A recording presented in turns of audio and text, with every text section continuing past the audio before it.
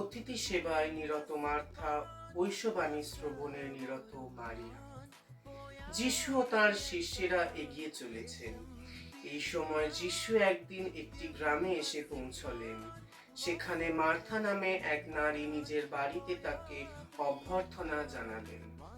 মারিয়া নামে তার একটি বোন ছিলেন। মারিয়া এসে প্রভুর পায়ের কাছে বসে তার সমস্ত কথা শুনতে লাগলেন। মার্তা তখন অতিথি সেবায় বহু কাজ নিয়ে খুবই ব্যস্ত ছিলেন। তিনি এসে বললেন, প্রভু, এই যে আমার বোন সব কাজকর্মের ভার আমার একার ওপরেই ফেলে দিয়েছে, ব্যাপারটা কি আপনার কাছে কিছুই নয়? ওকে আপনি বলুন ও যেন আমাকে একটু সাহায্য করে।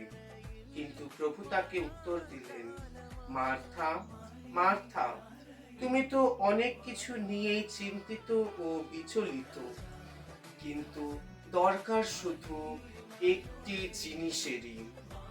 নিজের জন্য মারিয়া যা বেছে নিয়েছে তাই সবচেয়ে ভালো, আর তার কাছ থেকে তা আদেও কেড়ে নেওয়া হবে না। সকলকে জয় যিশু। 2026 সালের 19 তারিখ থেকে 25 তারিখ পর্যন্ত আমরা বাইবেল সপ্তাহ শুরু করছি এবং সকলের কাছে আজকের আমরা এই বার্তাই পৌঁছাতে চাইছি যে এই বাইবেল সপ্তাহে, বিশেষভাবে এই বাইবেল সপ্তাহে আমরা প্রত্যেকটি দিন জপমালা প্রার্থনা এবং বাইবেল নিজেদের বাড়িতে বসে অনুধ্যান করব। আমরা বাইবেল স্টাডি করব, শুধু এই সপ্তাহের জন্য না, এই সপ্তাহ আমাদের একটি বাইবেল পড়ার এবং জপমালা প্রার্থনা করার সূচনা হবে এবং এই 2026-এর প্রত্যেকটা দিন আমরা বাইবেল পড়ব এবং জপমালা প্রার্থনা করব। জপমালা প্রার্থনা হচ্ছে যিশুর জীবনের সমস্ত বিশেষ বিশেষ কিছু ঘটনা নিয়ে আমরা একটি মালা তৈরি করেছি এবং সেটি আমরা জপ করে থাকি, তাকে আমরা জপমালা প্রার্থনা বলে থাকি। জপমালা প্রার্থনার প্রত্যেকটি প্রার্থনা, প্রত্যেকটি অংশ প্রভুর বাণী দিয়ে গঠিত এবং বাইবেল, কারণ আদিতে ছিলেন বাণী, বাণীর মধ্যে ছিলেন ঈশ্বর, তাই জন্য ঈশ্বরের বাণীর অনেক শক্তি।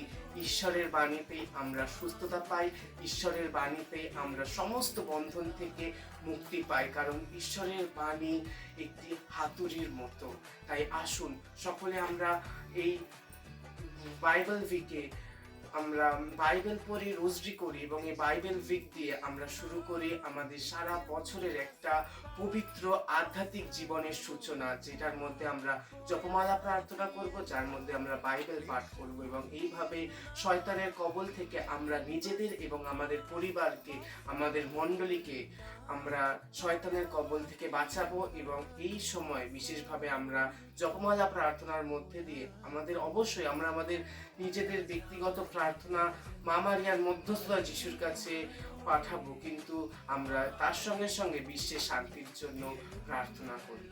ঈশ্বর সকলকে আশীর্বাদ করুন। জয় যিশু।